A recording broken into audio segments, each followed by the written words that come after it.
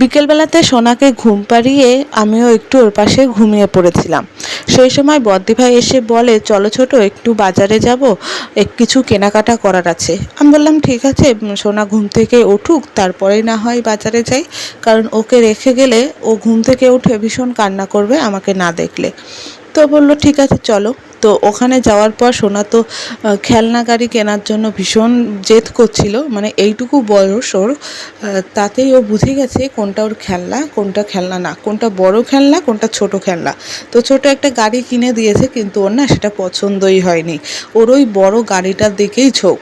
তো যাই হোক, বদ্দি কেনাকাটা করলো, তারপর আইব্রোটা সেট করলো, করার পরে বাড়িতে আসলাম। বাড়িতে এসে সোনা তো গাড়িটা নিয়ে কিছুক্ষণ খেলা করেছে, আর এদিকে আমরা চপ নিয়ে এসেছিলাম, সবাই মিলে চপ মুড়ি খেলাম সন্ধ্যাবেলাতে।